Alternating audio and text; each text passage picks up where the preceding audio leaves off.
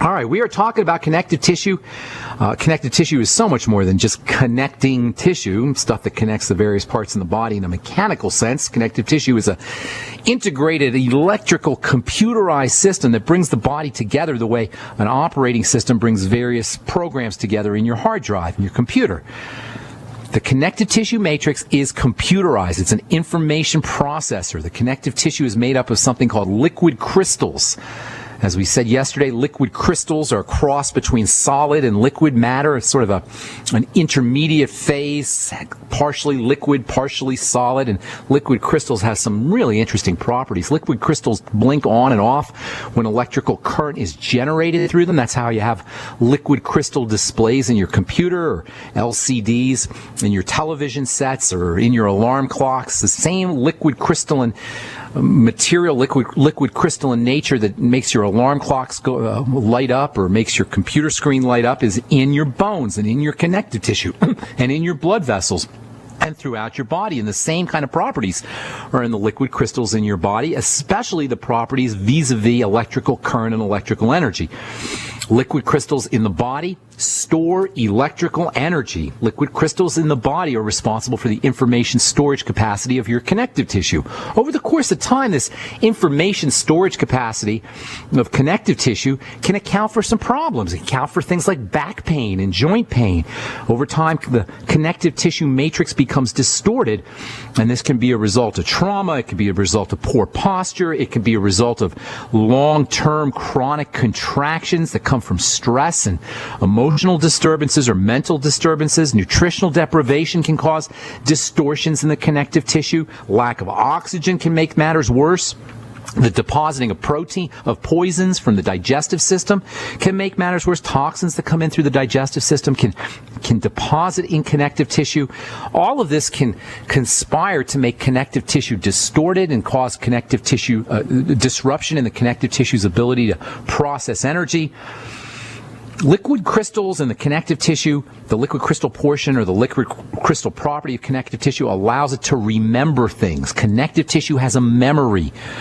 Liquid crystals in the connective tissue deform, and as they're deforming in response to traumas, in response to contractions, they remember. They stay deformed. And this remembering property or this permanent deformation of the connective tissue can cause all kinds of health issues, all kinds of body issues, chronic back pain, chronic joint pain. All of these can be the result of connective tissue trauma, connective tissue remembering past traumas. We actually walk around with a living memory. Our connective tissue, and via its liquid crystal nature, is literally a living organic memory.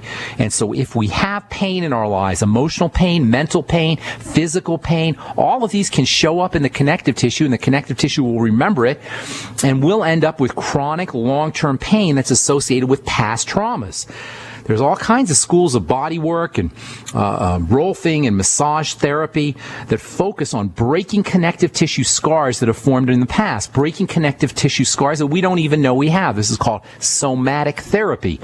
I know there's a lot of body workers out in the audience. I get letters from rolfers and massage therapists and acupuncturists. All of these kinds of therapies, all of these kinds of treatments take advantage of the fact that you can manipulate connective tissue, you can re-break connective tissue that has formed scars and loosen it up. I love rolfing personally. That's how rolfing works. It breaks up old scarred connective tissue. I've had the rolfing series is 10 rolfing sessions, and I've had all 10 done. And I'm telling you, folks, if you have any kind of connective tissue trauma or joint pain or back pain kinds of issues, you really want to consider finding a good rolfer. That's R-O-L-F-E-R. Rolfing can just be thought of as a deep connective tissue kind of massage where the rolfer, the rolfing therapist, actually goes into the connective tissue and presses really hard and breaks up the scarred, locked up connective tissue that has remembered past trauma. Fibroses can occur in connective tissue. Fibroses are fibers that form inappropriately in connective tissue. There's fibers that are laid out in a nice crystalline array in connective tissue, but when we have fibrosis, we have a distorted and kind of disorganized laying of fiber in the connective tissue, and this too can cause all kinds of pain. Uterine fibroids are a classic example of connective tissue fibers. Don't let any doctor, folks, ladies especially, doctors love removing removing organs. Fibroses is not a reason to have your uterus or your female organs or any part of your body removed. Don't let anyone ever take any part of your body, safe for cancer, unless you have cancer, and you know that's the one time that you can't really do anything about it nutritionally once it's kicked in, or at least it might take a long time to do something about it nutritionally. Then maybe you need to have an organ removed. But other than cancer, you need all of your organs. If any medical professional recommends removing a thyroid, removing a uterus, removing a gallbladder, this is a medical professional that you want to avoid. This is a medical professional that you want to not walk away from, run away from. Anyway, fibroids are an example of connective tissue disorder. It's a sign of a body in distress. Fibrosis is a sign of a body in distress. As all degenerative disease is a sign of a body in distress, fiber formation, the laying out of fibers in connective tissue, is a sign that the body is under some kind of major stress. All right, I'm Pharmacist Ben. You're listening to The Bright Side on the Genesis Communication Network. We will be back right after this. Don't go away. All right, so if you're dealing with fibroids or fibrosis, and many, many millions of Americans are, you're dealing with a overburdened sympathetic nervous system, stress nervous system, in much the same way as pretty much all degenerative disease is the manifestation of an overburdened stress system. Keep it simple, stupid, KISS, cut to the chase. If you want to cut to the chase of degenerative disease, or cut right to the core of the degenerative disease process, what you'll find lurking at the core, lurking behind the scenes, is going to be an overloaded stress system, an overloaded sympathetic nervous system. And like all degenerative disease, fibroids and fibrosis, same thing, overloaded stress system. Excess estrogen, stress hormone estrogen, excess serotonin, the stress hormone serotonin, excess stress hormone cortisol. All of these are associated with fiber formation, fibers appearing where they shouldn't be appearing, or being overlaid inappropriately, are a classic sign of a body in distress. It's the body's response to stress hormones. It's a cry for biochemical help, not a cry for surgery. No reason to have an organ removed. I got a text yesterday from a gal who's going to have or has a friend who's going to have her uterus removed because she has fibroids in there. And, you know, I've been hearing this kind of craziness for so long, I don't get as angry as I used to. I still get ticked off, though. How dare you, physicians? How dare you take out a woman's reproductive organs because she's got fibroids, or cysts for that matter, or anything else that's not cancer? How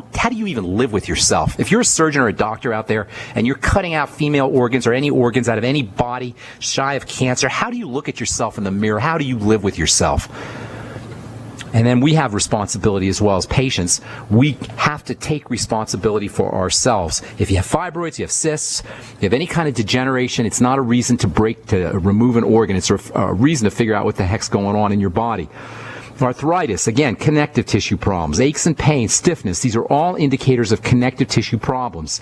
So in addition to body work, deep tissue massage, Pilates is great, yoga is great. Any kind of stretching can help improve connective tissue health, and that means improve the information processing properties of connective tissue. Any kind of stretching is going to improve connective tissue health. It's going to improve connective tissue flexibility, connective tissue strength. And remember, connective tissue tightness means electrical breakdown. Connective tissue stiffness means electricity and information is not flowing through connective tissue effectively. It means less electrical flow. It means disrupted information. And ultimately, it means all degenerative disease, including, my friends, cancer. Yes, including cancer. Once connective tissue starts to break down, all degenerative disease is possible. 40% of the body is connective tissue. And that includes bone tissue and blood vessels. Blood itself is connective tissue. Bones are connective tissue. The connective tissue is densely packed with lymphatic vessels, which is itself a type of connective tissue.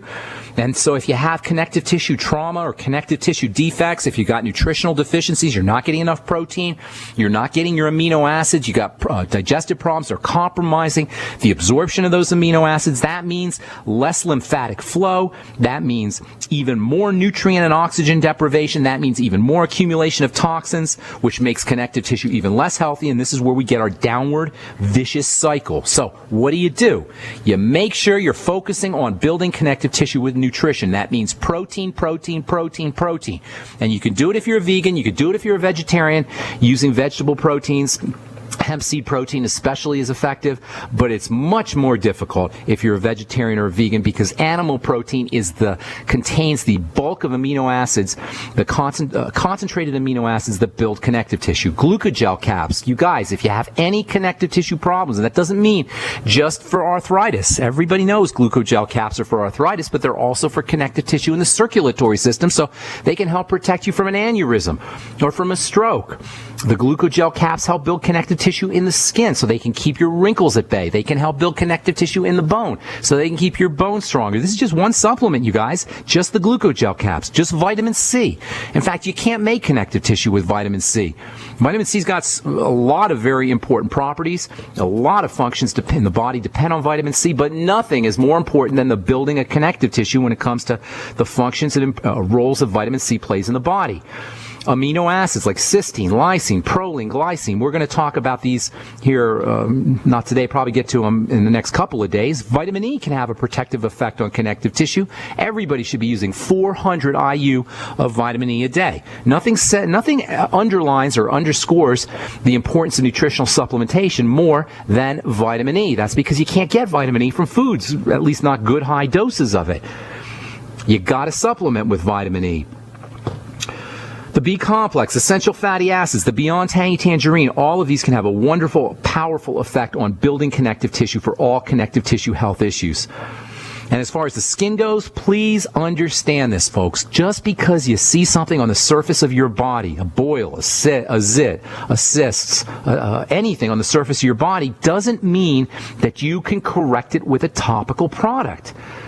Many skin health issues are really connective tissue issues that are kind of poking through the skin where we can see it. And because no one's explained it to us, no one has explained the composition of the body, no one's explained the distinctions between connective tissue and muscle tissue and the coating, the surface material, we're led to believe by unscrupulous, manipulative, predator business people, mercenaries who could care less about the skin, bookkeepers and accountants who could care less about the skin, bean counters who could care less about your skin or my skin. We're led to believe that you rub this on the skin and the puffiness under your eyes goes away, or the boils or the zits disappear. So there's a new Proactive commercial with a movie star. Every Proactive commercial has a movie star on it that tells you how your zits will disappear when you use Proactive. And we can be forgiven for not understanding or believing, but I'm telling you, folks, if you have a skin problem, you don't necessarily have a skin problem. It just may be showing up on the skin. And if you have a problem underneath in the connective tissue, which is where boils and cysts, I should say, begin, chances are you got yourself a connective tissue issue and you need to address it at that level, at the connective tissue level. This is where zinc plays such an important role for treating acne and boils and cysts. This is where lymphatic drainage is so important. This is where working on the liver becomes important as well. All right, there's so much more to talk about. We'll continue this one, come back from our break. I am Pharmacist Ben. 855-660-4261 is our number. Let's see if there's... tomorrow we're going to talk to Robert Scheinfeld. I love this guy's work. Oh, my goodness. Busting loose from the money game, busting loose from the business game, and his latest book, The Ultimate Key to Happiness. Robert Scheinfeld will be with us for the hour tomorrow.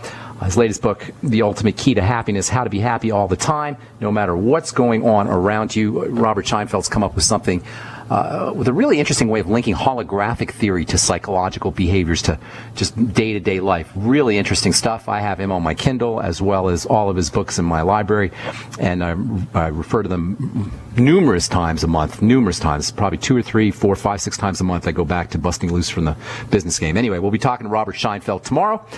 And then next week we'll be talking to Jonathan Baylor, who has a really cool book called The Calorie Myth. And if you've been listening to this program, you know that we don't believe in calories in, calories out on the bright side, the way you hear from most dietitians and nutritionists. And Jonathan Baylor's got a lot of good research that corroborates the fact that the idea of calories in, calories out is kind of a myth. His book is called The Calorie Myth. We'll be talking to Jonathan Baylor next week. All right, we're going to get your calls here in just a second. I want to just finish up real quick here about this idea that if it's on the skin doesn't mean necessarily that it is a skin problem. If you have something on the skin, chances are pretty darn good that you're dealing with a problem underneath the skin and what's called the dermis, which is the connective tissue area of the skin, the lining of the skin, the lining underneath the skin that gives the skin its tensile strength, its stretchiness, and its elasticity. This is the area that breaks down as we get older. Pretty much all skin health issues are going to involve connective tissue on some level. And for the most part, it's going to be the connective tissue where your skin health problem arises, even if it looks like it's the skin. Cellulite, as we said before, is a classic example of a connective tissue problem. You can't rub something on the surface, on the epithelia, on the surface part of the skin if you have cellulite and expect your cellulite to disappear. And I know there's all kinds of products out there, and you can go to a spa and have a wrap done, an algae wrap, and I used to make them myself. I went back in my mercenary days. Algae wraps and caffeine wraps and various kinds of herbal wraps to get rid of cellulite. Cellulite's in the connective tissue. It's the fatty layer poking up through the connective tissue. That's what that orange peel look is. It's all the fat poking through the connective tissue. Wrinkles and fine lines, connective tissue. Crow's feet, connective tissue. Boils and cysts, connective tissue. Scars are also a connective tissue problem. I get so many letters a month from people who want to get rid of scars. And you see commercials on TV, and you see doctors selling products that get rid of scars. The now latest thing is silicone to get rid of scars. Scars are in the connective tissue. You're not doing anything for a scar by rubbing something on the surface. In fact, a scar, we talked about the intelligence of connective tissue, the memory of connective tissue. A scar is a classic example of the memory of some kind of wound in the skin that has now made it into the connective tissue. The connective tissue has remembered the wound. A scar is connective tissue that is being overlaid or being produced in an inappropriate fashion. And it isn't going away unless you remove that chunk that has remembered the wound. You can't get rid of a scar once it's formed unless you have some kind of surgical procedure that removes it. The trick to addressing scarring is to prevent it. That means nutrition, topical nutrition, and internal nutrition. If you have any kind of wound, you're about to undergo any kind of surgical procedure, and you want to protect yourself from scarring, if you have a burn or a rash or an abrasion or any kind of opening or wounding on the surface of the skin, and you want to prevent scarring from taking place, you want to prevent it. Once it happens, it isn't going away. How do you prevent it? Use topical vitamin C. Most important thing. That's the most important thing you can use. As the wound is healing, topical vitamin C. You can use topical vitamin E, not quite as effective. You can use topical vitamin A in the form of retinoic acid or retinol. In fact, if you're about to have surgery and you know you might have a scar, get yourself on Retin A or retinoic acid 2 or 3 weeks before you're about to get cut, and put it on the area that's going to be cut. Same with vitamin C. Put it right on top of that area. And not only will you eliminate or minimize the likelihood of scarring, but you'll minimize the likelihood of dark spots as well, which can also occur after a wound. Now, I'm not saying there's no relationship here between the surface and the connective tissue. There certainly is. I'm just saying that you can't rub stuff on the top and expect it, whatever you're rubbing on the top, to somehow create a change underneath. But clearly, there is a connection, there is a relationship between the surface, so-called epithelia, and the connective tissue. Changes in the epithelia can create changes in the connective tissue, and vice versa. Changes in the connective tissue can create changes in the surface. But what I am saying here is that when it comes to connective tissue, when it comes to the skin, the connective tissue is where you want to be focusing on when it comes to many of the aspects of skin health, including and especially wound healing and aging. And this is how alpha hydroxy acids work, but I'll save that for our next Bright Side episode. I'm Pharmacist Ben. Thanks for listening, folks. Our number is 855-660-4261. Time to take our first phone call of the day. Let's go off to Virginia and welcome Steve to the Bright Side. What is up, Steve? How you doing?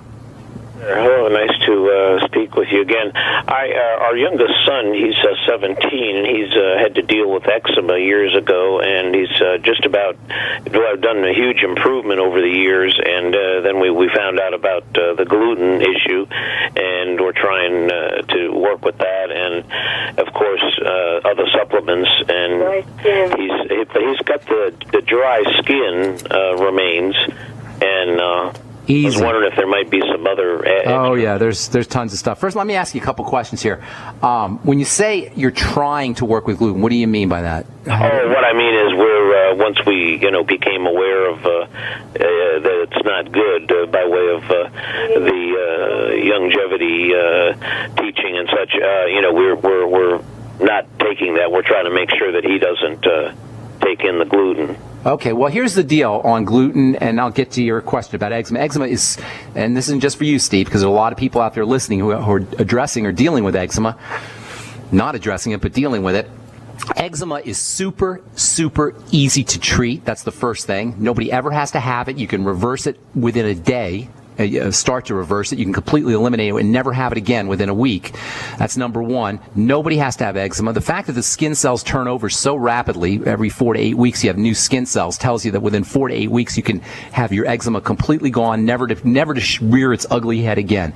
The second thing that's important about eczema is that it's a sign that something is not getting processed in the body. Now, if you have eczema, that's not all you have, because if something's not getting processed in the body, that means that in addition to it affecting the skin, it's probably affecting connective tissue, it's probably affecting the digestive system, it could be affecting any part of the body, including the blood and the immune system. So eczema is a red flag, and it's not necessarily something that you want to treat just by itself. Yeah, it's unpleasant and it's itchy and it may be cosmetically unappealing, but more importantly, it's an indicator that the body's breaking down. You're running higher risks for cancer, heart disease, all kinds of degenerative diseases, and you're running higher risks for an early demise. Those are really the important aspects of eczema, as unpleasant and as the superficial symptoms may be. The real problem is what's percolating underneath that you're not seeing. That's why eczema is, as easy as it is to address, it's super important that you want to deal with it as soon as possible, and it's very easy to do. Hang tight, Steve. I'll tell you what I mean when we come back from our break. If you're on hold, we'll get to you after our break. I'm Pharmacist Ben. 855-660-4261 is our number. We'll be back right after this. All right, we're talking eczema with Steve in Virginia. A couple things, Steve. The skin turns over really, really rapidly. Skin cells do. That means eczema can reverse itself within 24 hours. You can completely eliminate it within 7 days, less than that, within 5 days, depending on how bad it is. Never to ever see eczema again if you do it correctly, if you address it correctly. Second thing about eczema to remember, in all skin diseases really, is that if you have it on the skin, you probably have it inside your body as well. Now, eczema is a surface cell issue largely, although there's probably a connective tissue component. So this is one of those cases where you want to address the surface of the skin, and there's lots of ways to do this. All right. So first of all, most important for eczema, focus on the digestive system, especially malabsorption of fats. Number one thing to do if you're dealing with eczema is focus on digestive health, especially when it comes to fat absorption, and that means essential fatty acids and fatty vitamins. Now, you want to make sure you're taking your essential fatty acids and fatty vitamins. I'll tell you about that in a minute. But before you even do that, you want to focus on the absorption of it. That means any digestive problems, Steve, need to be corrected.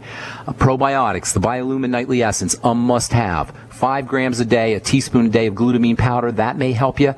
The Z-Radical from Longevity, which contains sugars, polysaccharides that coat the digestive system, that can be very helpful. The Z-Radical is just a great multi-purpose, multifunctional nutritional supplement, but is especially effective for digestive health issues. Aloe vera, noni juice can also help. Bone soup can also help.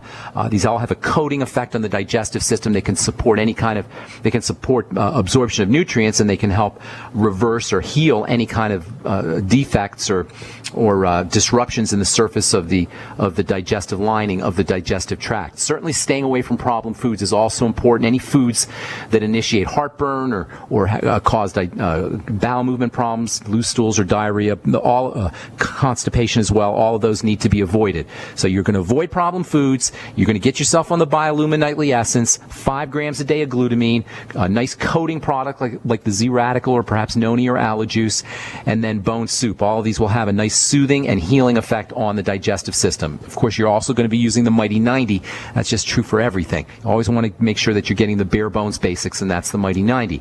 Then the second thing you want to do after you patch up the digestive system is you want to make sure you're getting fatty nutrients. That means essential fatty acids, the omega-3s especially are important.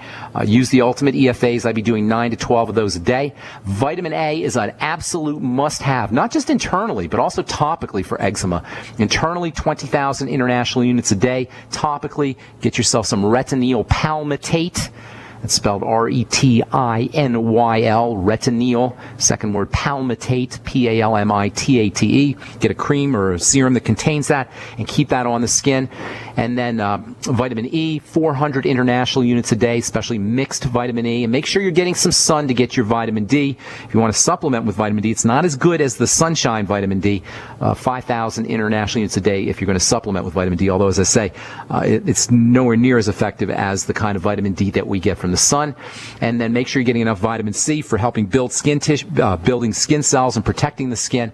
I'd be using 5,000 milligrams of vitamin C in addition to the 1,000 milligrams or so that you're going to get from the Beyond Tangy Tangerine.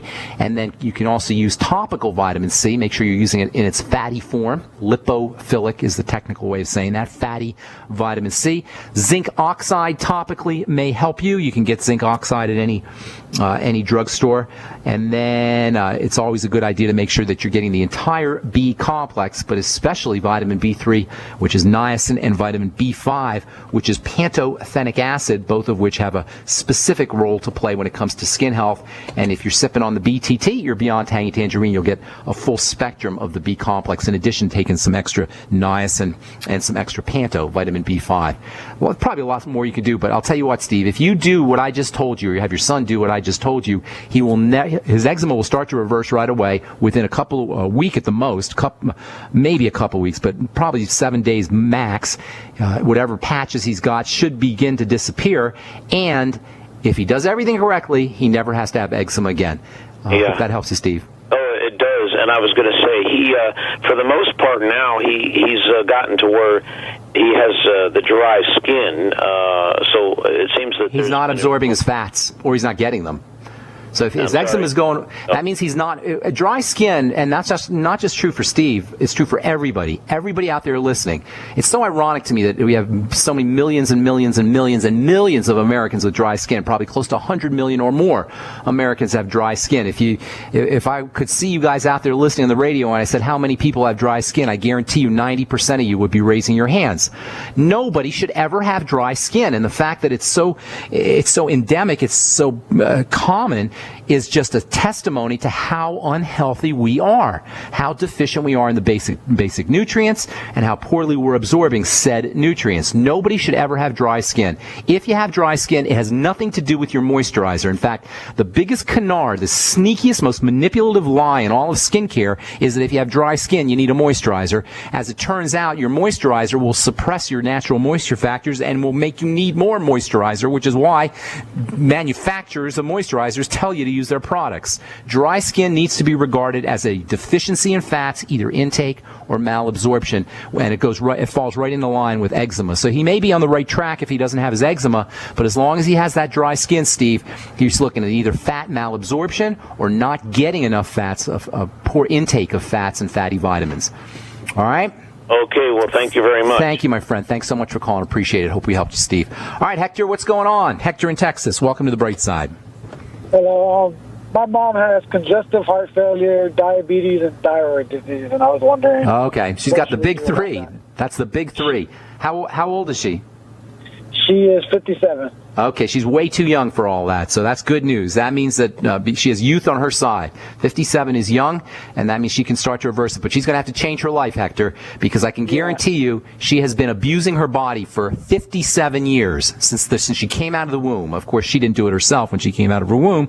And it's not, I'm not saying that to be mean or to attack you, but I'm just saying it to be real, so we understand what we're dealing with here. So number one, first and foremost, she's got to focus on her blood sugar. Now, ideally, she should be focusing on the digestive system, but that's going to be a little trickier, so we're going to go with the blood sugar first. More protein, less pasta. More protein, less burritos. More protein, less cereal. More protein, less bread. More protein, less rice. More protein, less pizza. Less bagels. Less anything that spikes her blood sugar. More protein, less anything that spikes her blood sugar. That make sense, bro?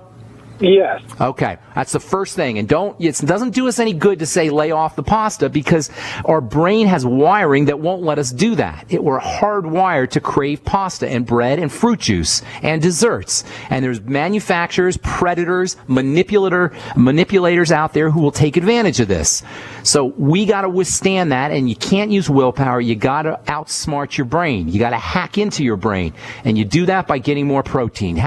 Go get on the internet, get the One World Way, and have her start doing one scoop every maybe 3 or 4 hours of the One World Way. Have her get the Ultimate EFAs from Longevity and throw in 3 Ultimate EFAs with every scoop of One World Way. So she'll be doing 9 essential fatty acids with a scoop of with 3 scoops of One World Way every day. Ideally, if she has to do less, she can do less, but that's ideal. Next thing she wants to do is after all meals, get on the Sweeties from Longevity, and then sip on the Beyond Tangy Tangerine all day long. That'll get her on the Healthy Start Pack. That's a nice place for her to be. She may want to throw in some extra niacin, 100 to 200 milligrams of timed release niacin, 100 milligrams of CoQ10 a day. Make sure it's the oil-soluble CoQ10 a day. And if she's on the Healthy Start Pack, she'll be using the Osteo Mag. Actually, she'll be using the Osteo Cal. She needs to get some magnesium for the heart. I'd be using maybe 3,000 or so milligrams of magnesium a day. The best form of magnesium is magnesium glycinate. Have her go get some vitamin C powder and put a half a teaspoonful in water and sip that down 2 times a day, so she gets a full teaspoon every day, in addition to making sure that she's getting her vitamin C from the Beyond Tangy Tangerine. Wouldn't hurt her to get in on 400 international units of vitamin E a day either. Don't worry about the thyroid. You got to worry about the heart, and you got to worry about the blood sugar first and foremost. The thyroid there's more you got to do for the thyroid, and there's more you're going to need to do for the digestive system, and that's just a start, but we're out of time, Hector. If you give us a call back, not tomorrow, but on Thursday, I'll finish up. There's a lot of other things you could do, and you might want to have your mom get a book called The Sinatra Solution by Dr. Steven Sinatra, and he's got a lot of really good information for folks dealing with congestive heart failure. All right, tomorrow we're going to talk to Robert Scheinfeld about his book, Busting Loose, and the ultimate key to happiness. I'm Pharmacist Ben. Thanks so much for listening, folks. We'll talk to y'all later. Have a wonderful, beautiful day. Bye for now.